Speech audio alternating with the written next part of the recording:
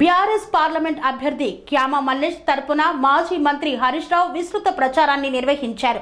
ఈ నేపథ్యంలో హరీష్ రావు మాట్లాడుతూ కోమటిరెడ్డి రాజగోపాల్ రెడ్డికి మంత్రి పదవి తప్ప ప్రజల అవసరాలు గుర్తురావన్నారు.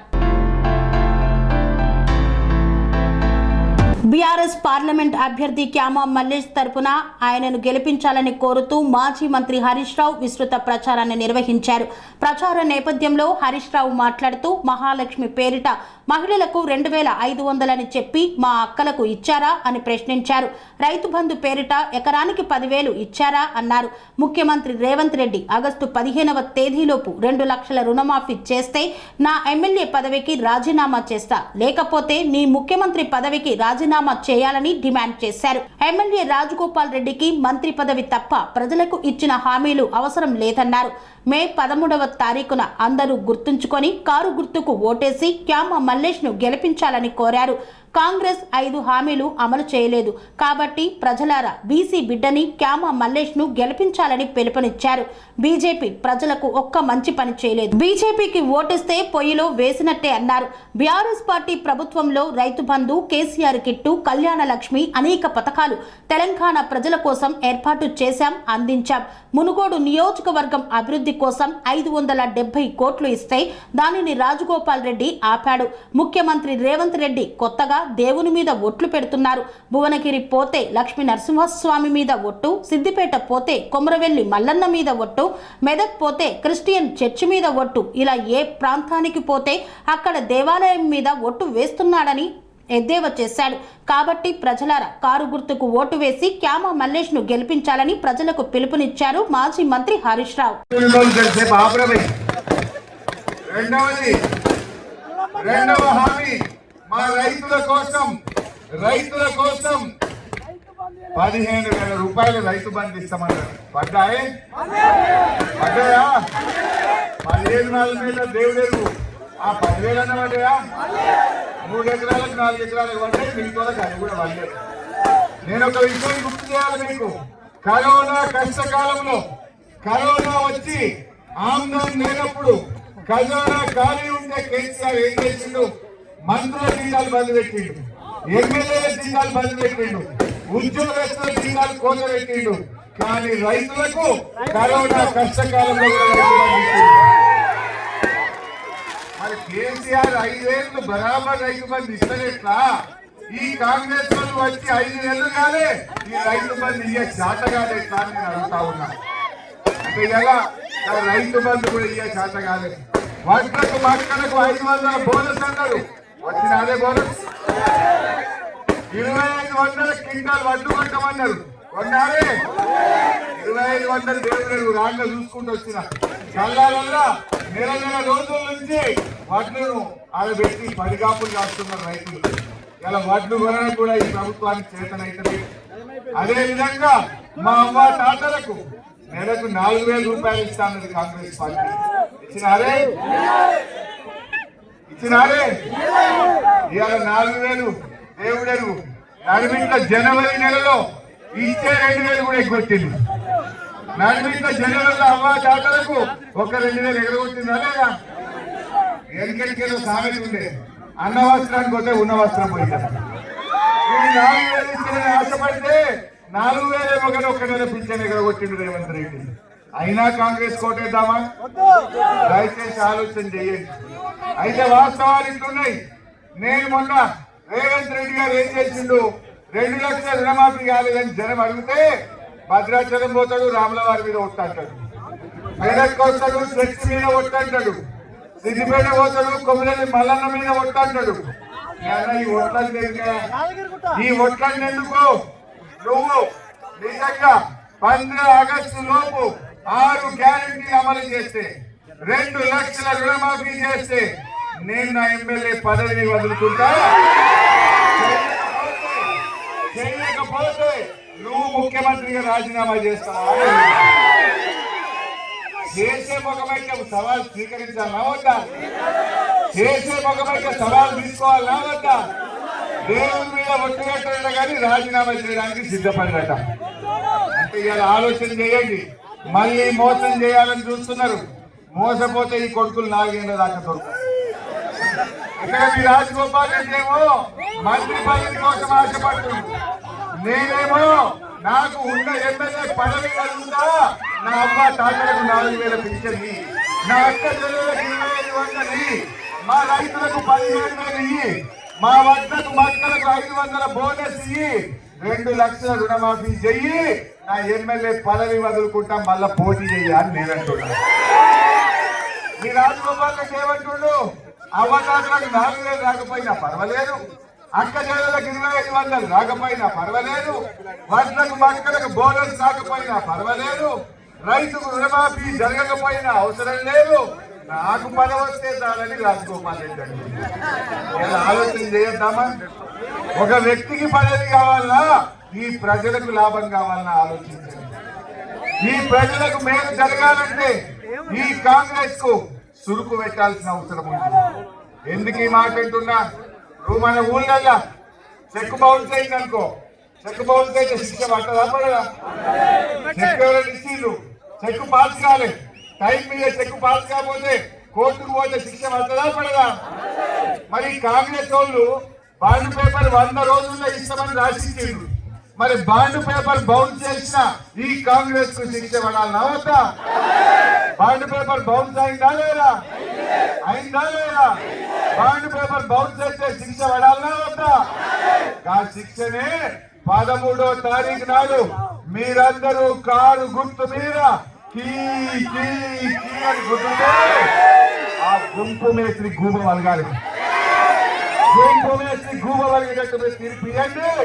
రేపు అసెంబ్లీలో నేను జగదీష్ అన్న బిడ్డ మా చండూళ్ళకి చురుకు పెట్టిండ్రు, మా భువనగిరిని ఓడబెట్టిండ్రు, ఇప్పటికైనా 4,000 ఇస్తావా ఇయ్యవా అని ఆ కాంగ్రెస్ వాళ్ళ మెడలు వంచి మీకోసం అసెంబ్లీలో కొట్లాడతాం, గొంతులు గెలిపియాలి.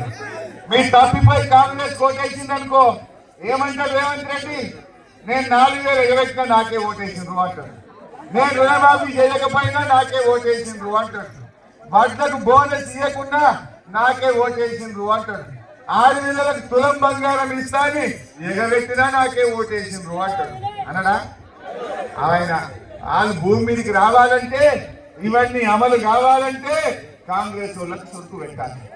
ఈ ఎన్నికల్లో కాంగ్రెస్ ఓడిపోయినా ఈ గవర్నమెంట్ ఏం పడిపోదు, కానీ 6 గ్యారెంటీలు నువ్వు అమలు చేయలే కనుక, నువ్వు ప్రజలను మోసం చేసినావు కనుక ఈ ప్రజలు నీకు బుద్ధి చెప్పిండ్రు అనేటువంటి విషయం వాళ్ళకి అర్థమైంది.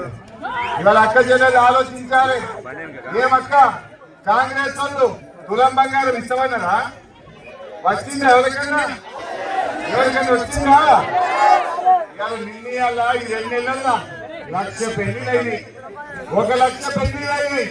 కాంగ్రెస్ వాళ్ళు కదా 1,00,000 తులాల బంగారం బాకీ పడ్డారు తెలంగాణ ప్రజలు.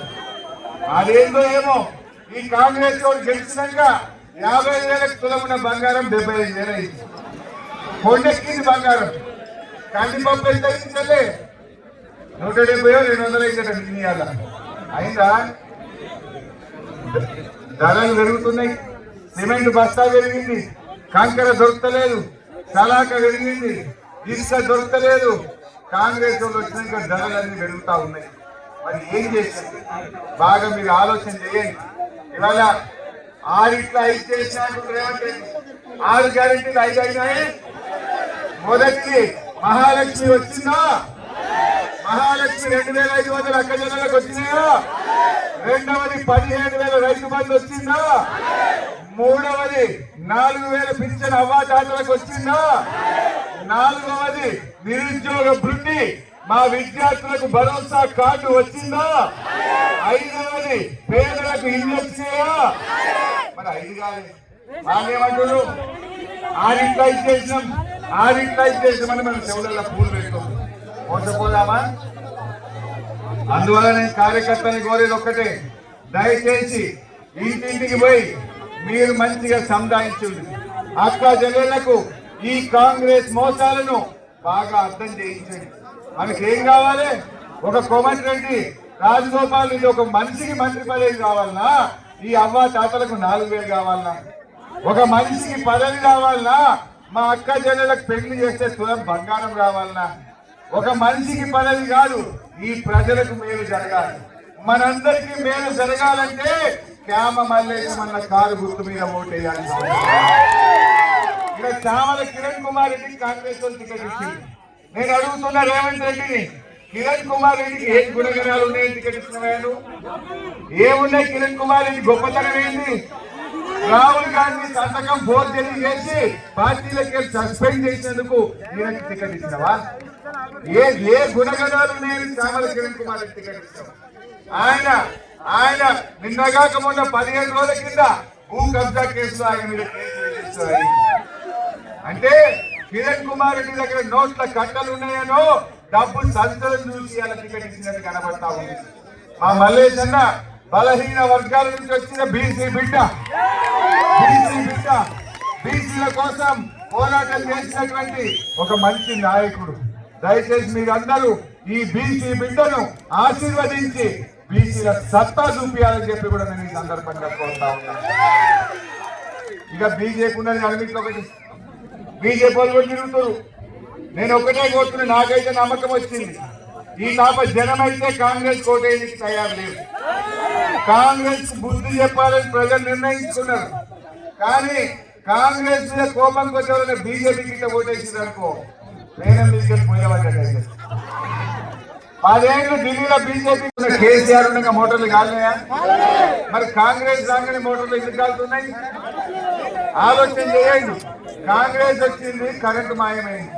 కాంగ్రెస్ వచ్చింది, కేసీఆర్ కిట్టు మాయమైంది.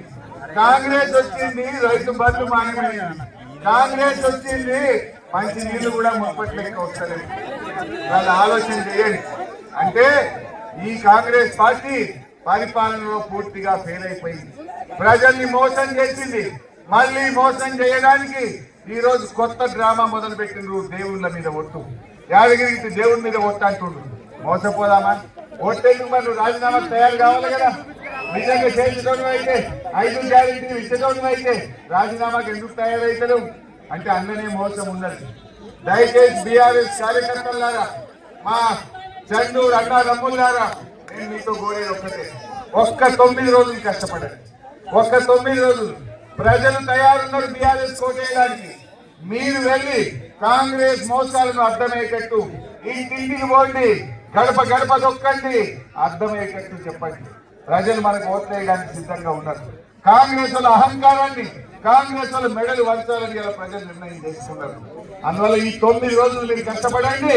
నేను జగదీష్ అన్న, క్యామ మల్లేష్ అన్న, మేమందరం కూడా వచ్చే 5 ఏళ్ళు మీ పక్షాన మేము పోరాడతాం. అయితే ఈరోజు మరి క్యామ మల్లేష్ అన్న ఒక వైట్ పేపర్ లాంటి మచ్చలేని నాయకుడు, ప్రజా జీవితంలో ఎన్నో ఏళ్లుగా ప్రజలకు సేవ చేస్తూ పనిచేసినటువంటి ఒక మంచి వ్యక్తి క్యామ మల్లేశం అన్న. అలాంటి మంచి మనిషిని మనం గెలిపించుకుంటే రేపు మన భువనగిరి నియోజకవర్గాన్ని అన్ని రకాలుగా అభివృద్ధిలో ముందుకు తీసుకుపోగలుగుతాం. మీకు ఎల్లవేళలా అందుబాటులో ఉండి సేవ చేస్తాడు. ముఖ్యంగా యువకులు అందరూ కూడా ఈ 9 రోజులు కష్టపడి మన అభ్యర్థిని బీఆర్ఎస్ ని గెలిపించడానికి కృషి చేయాలని చెప్పి కోరుకుంటూ జై తెలంగాణ. 10 ఏళ్ల బీజేపీ గవర్నమెంట్ పేదలకో, మహిళలకో, దళితులకో, గిరిజనులకో, బీసీలకో ఒక్క మంచి పని చేసిందా నేను అడుగుతా ఉన్నాను. ఏదైనా ఒక్క పని, ఒకటి మానేస్తే, ఒకటి 350 సిలిండర్లు 1000 రూపాయలు, 60 రూపాయలకు లీటర్ పెట్రోల్ డీజిల్ 100 రూపాయలు, జిఎస్టీ పెట్టి ఉప్పు మీద, పప్పు మీద, నూనె మీద ఇవాళ ధరలు పెంచలేదు. బీజేపీ జిఎస్టీ పెట్టి ఏం చేసింది బీజేపీ? ఇప్పుడు మన బీఆర్ఎస్ పార్టీ మన కారు గుర్తు ఏం చేసిందంటే మా ప్రభాకర్ అన్న 50 చెప్తాడు. 200 పెన్షన్ 2000 చేసిండు. 6000 పెన్షన్ పెడితే కళ్యాణి లక్ష్మి ఇచ్చిండు. బిడ్డ కాన్పుకు పోతే కేసీఆర్ కిట్ ఇచ్చిండు. ఇంటింటికి నల్లా పెట్టి మంచి నీళ్లు తాగిచ్చిండు. రైతు బంధించిండు, రైతు బీమా ఇచ్చిండు, పిల్లలకు రెసిడెన్షియల్ స్కూళ్లు పెట్టిండు. మా చండూరును రెవెన్యూ డివిజన్ చేసింది. మా చండూరు రెవెన్యూ డివిజన్ అయిందా లేదా? మాకంటే మాట మీద ఉన్నాడు కేసీఆర్. మా ప్రభాకరన్ను మనం గెలిపియాలని మీరందరూ కోరితే చండూరును రెవెన్యూ డివిజన్ చేసినాం. 570 కోట్ల రూపాయలు ఈ మునుగోడుకు మాట ఇచ్చి మంజూరు చేయడం జరిగింది. కాంగ్రెస్ వాళ్ళు వచ్చినాక 570 కోట్ల పనులు అయిపోయినాయి. ఇప్పుడు అన్ని పనులు అయిపోయినాయి. అది ఏందో ఏమో ఈ కాంగ్రెస్ గవర్నమెంట్ వచ్చినాక రివర్స్ గేర్లో పడ్డది. బాగా మొంగడిపోతుంది రివర్స్. ఇక నేను అడుగుతున్నా, కాంగ్రెస్ వాళ్ళు వచ్చినాక కొత్త పథకాలు రాలే కానీ ఉన్న పథకాలు పోతున్నాయి. పోతలేవా? మా అక్క చెల్లెల్ని అడుగుతున్నా, ఇలా దవాఖానకు నల్గొండకు పోండి, కేసీఆర్ కిట్ బంద్ అయిపోయింది. ఆనాడు కేసీఆర్ ఉండగా బిడ్డ కాన్పుకు పోతే కేసీఆర్ కిట్ ఇచ్చి కడుపు నిండా అన్నం పెట్టి తల్లి బిడ్డలను ఆటో కిరాయి లేకుండా తెచ్చి ఇంటికాడ తెచ్చింది కేసీఆర్ కాదా? మరి కాంగ్రెస్ లాగానే కేసీఆర్ కిట్ మాయమైపోయింది. మీ బాయి కాడ 24 గంటల కరెంట్ వస్తుందా? ఇప్పుడు 16 గంటలు 12 గంటలే వస్తుంది. భూములు కాపాడుకోవడానికో కొంతమంది నాయకులు పార్టీ నుంచి వీడచ్చు, కానీ అసలు సిద్ధమైన ఉద్యమకారులు కార్యకర్తలందరూ కూడా ఇవాళ కేసీఆర్ తో బీఆర్ఎస్ పార్టీతో ఉన్నారు. దయచేసి అందరినీ కోరేది ఒక్కటే, కాంగ్రెస్ పార్టీ ఇవాళ అధికారంలోకి వచ్చిన తర్వాత అహంకారంతో నోటికి వచ్చినట్టు మాట్లాడుతున్నారు. ఇవాళ కాంగ్రెస్ వాళ్ళు భూమి మీద లేరు, గాలిలో ఉన్నారు. వాళ్ళ మాటలు ఎట్లున్నాయి? రైతు బంధు రాలేదంటే కోమటిరెడ్డి వెంకటరెడ్డి గారు అంటాడు చెప్పుతో కొట్టండి అంటే. ఇంకా కొంతమంది మంత్రులు అహంకారంతో విర్రవేస్తున్నారు. వాళ్ళకి తగిన గుణపాఠం చెప్పాలి. ఆ గాలిలో ఉన్న కాంగ్రెస్ వాళ్ళను భూమి మీదకి తేవాలంటే గ్రామ మల్లేశ్వరులను పార్లమెంట్ కి పంపించాలి. నేను ఒకటే అడుగుతున్నా, కాంగ్రెస్ వాళ్ళు ఏమంటున్నారు? 6 గ్యారెంటీలు 5 అయిపోయినాయి అంటున్నారు. 5 5 ఆ రోజేమో బాండ్ పేపర్లు రాసి బాండ్ పేపర్ల మీద 100 రోజుల్లో 6 గ్యారెంటీలు 13 హామీలు అమలు చేస్తామన్నారు. నిజంగా 100 రోజుల్లో 6 గ్యారెంటీలు అయినాయా? డిసెంబర్ 9 నాడు కుర్చీలో కూర్చోగానే మొదటి సంతకం రుణమాఫీ మీద అన్నాడు. అయినా ఆ రోజేమో ప్రామిసరీ నోట్లు, ఇవాళేమో కొత్తగా గాడ్ ప్రామిస్ స్టార్ట్ చేశారు. చూడలేదా టీవీ అంటే ఏమున్నాయి? అయితే తిట్లు లేకపోతే దేవుడి మీద ఓట్లు.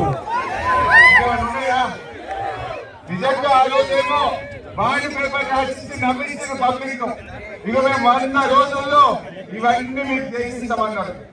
ఇవాళ ఒక్కటి కూడా కాకపోవడం వల్ల మళ్ళీ మనం మోసం చేయాలని ఏ ఊరికి వస్తే ఆ ఊరిలో దేవుడి మీద ఒట్టు పెడతా ఉన్నారు. మళ్ళీ మోసపోదామా?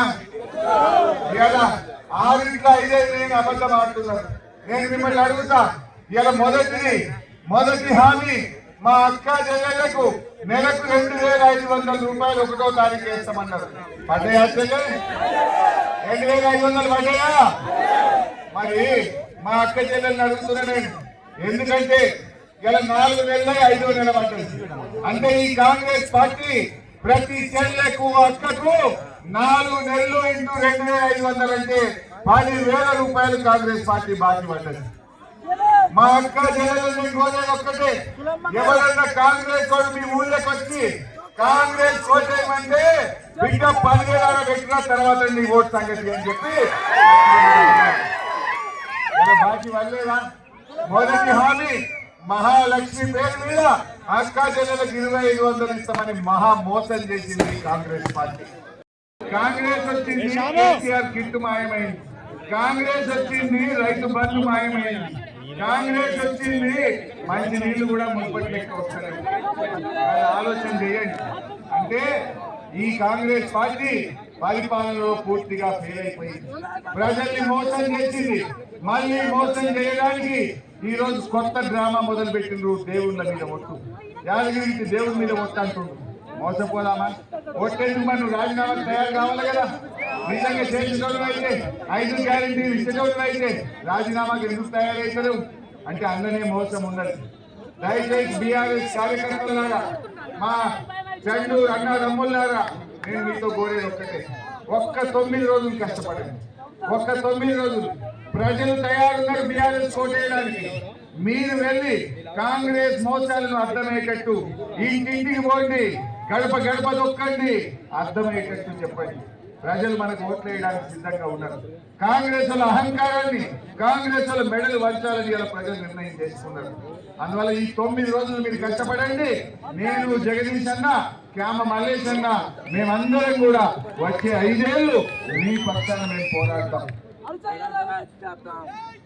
అయితే ఈరోజు మరి క్యామ మల్లేష్ అన్న ఒక వైట్ పేపర్ లాంటి మచ్చలేని నాయకుడు, ప్రజల జీవితంలో ఎన్నో ఏళ్లుగా ప్రజలకు సేవ చేస్తూ పనిచేసినటువంటి ఒక మంచి వ్యక్తి క్యామ మల్లేష్. మనం అలాంటి మంచి మనిషిని మనం గెలిపించుకుంటే రేపు మన భువనగిరి నియోజకవర్గాన్ని అన్ని రకాలుగా అభివృద్ధిలో ముందుకు తీసుకుపోగలుగుతాం.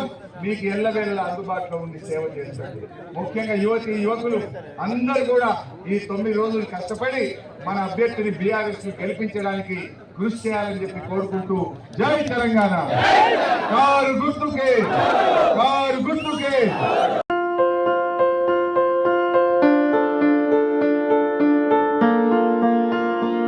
సంస్కృతి, సంప్రదాయం, ప్రేమ, ఆప్యాయత, రాజసం ఉట్టిపడే వేడుకలకు అనువైన ప్రదేశం MLN కన్వెన్షన్ హాల్. కని విని ఎరుగని రీతిలో జరిగే మీ ఇంటి కళ్యాణ వైభోగానికి అందమైన కళ్యాణ వేదిక MLN convention hall. MLN convention hall ప్రత్యేకతలు: సువిశాలమైన wedding halls, centralise AC, banquet hall మరియు విశాలమైన డైనింగ్ హాల్. వధువరుల కోసం ప్రత్యేక AC మరియు నాన్ AC గదులు. నక్షత్రాల వెలుగులో పచ్చని పచ్చికపై పార్టీల కోసం అనువైన గార్డెన్. MLN కన్వెన్షన్ లో CCTV పర్యవేక్షణతో పూర్తి భద్రత.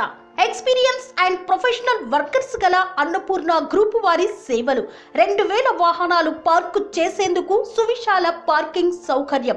మీ ఇంట జరిగే అన్ని శుభకార్యాలకు, పెళ్లి, reception, engagement, birthdays, get together, corporate events, ఏ ఇతర శుభకార్యాలకైనా అందమైన వేదిక MLN కన్వెన్షన్ హాల్. బుకింగ్ కోసం సంప్రదించండి 7550438888 మరియు 7550428888. మా అడ్రస్ చీర్యాల లక్ష్మీ నరసింహస్వామి దేవాలయం ప్రక్కన, near outer ring road, Keesara junction, Cheeryal గ్రామం, మేడ్చల్ జిల్లా.